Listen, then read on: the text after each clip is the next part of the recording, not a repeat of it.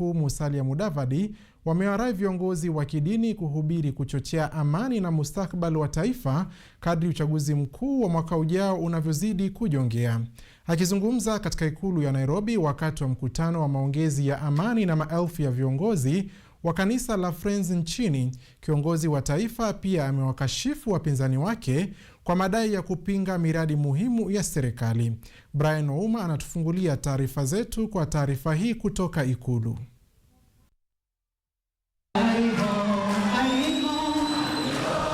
Katika mkutano ulioandaliwa ikuluni ukinuiwa kuwa mikakati kabambe ya majadiliano ya kudumisha amani, Rais William Ruto alilitumia jukwaa hilo kwa mara nyingine kutetea ajenda ya serikali yake.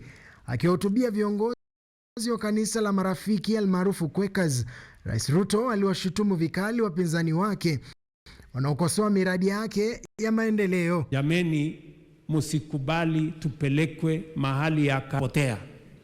Watu ambao hawana mpango yoyote, hawajapanga chochote, hawana maono, hawana mpango, hawana sera, hawana agenda.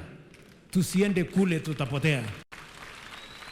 Yes, kila kiongozi bwana apimwe na ile kazi amefanya.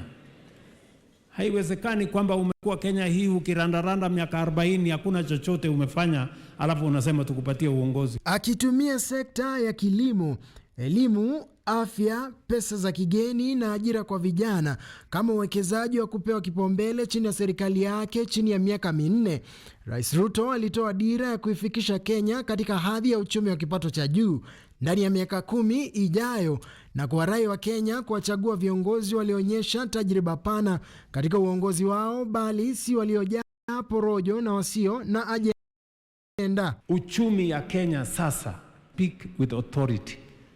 Sasa ni dhabiti, hatuna tishio la nchi yetu kukosa kulipa madeni, hatuna tena tishio ya sisi kukosa pesa ya exchange rate ama ya kulipa ile vitu yote tunahitaji.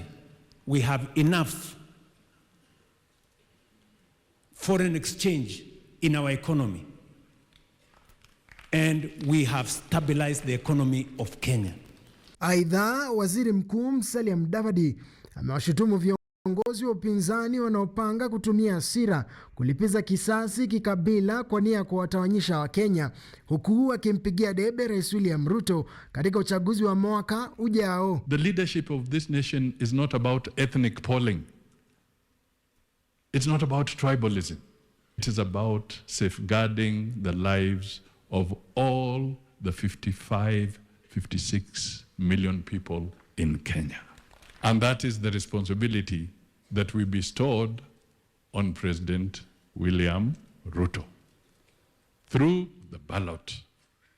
Huku harakati za kisiasa zikizidi kushika kasi kuelekea uchaguzi wa mwaka 2027, wito wa viongozi hao sasa ni kwa kanisa kuendelea kuwa sauti ya amani, majadiliano na umoja wa taifa. Brian Ouma, runinga ya KU. Shukran sana.